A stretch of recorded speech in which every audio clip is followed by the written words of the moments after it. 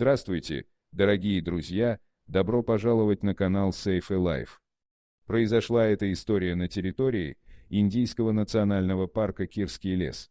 В один прекрасный день 2019 года исследователь увидел львицу, осторожно подкрадывающуюся к одиноко сидящему в траве детеныша леопарда. Ученый уже было подумал, что малыш через секунду станет ее добычей. Самка имела молодое и голодное потомство, а вражда и соперничество львов и леопардов известные каждому зоологу. Каково же было удивление ученого, когда он увидел, что львица не только не напала на пятнистого котенка, но и отнеслась к нему с такой же нежностью и любовью, как и к своим родным малышам. Она познакомила его с братьями и сестрами и стала заботиться и вскармливать его как полноправного ребенка, хотя ее собственные детеныши были значительно крупнее приемного собрата. Они быстро с ним подружились и играли и лазали вместе по деревьям. Доктор Статтера и его коллеги с интересом наблюдали за развитием событий и терлись в догадках, будут ли взрослеющие котята продолжать дружить и играть вместе так же, как они делают это сейчас.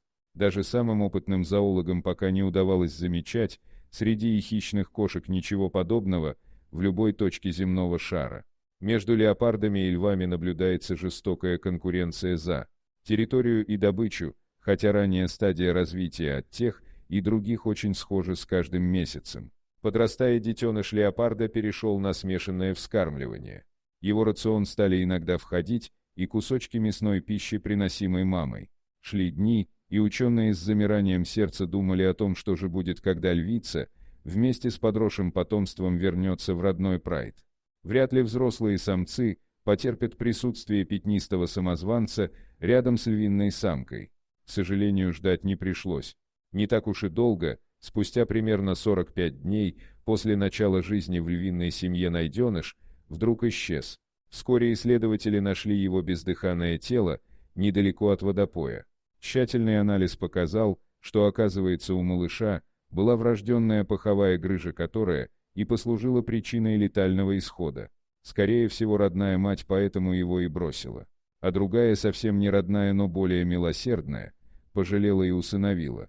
Хотя и трудно приписывать животным, да еще и хищным, подобные человеческие качества. Но как иначе объяснить такое удивительное поведение львицы? Конечно, тут сыграли свою роль и гормональные изменения, произошедшие в организме молодой матери. Почему же тогда некоторые человеческие мамочки уподобляются звериному поведению самки леопарда, бросившие беззащитного малыша?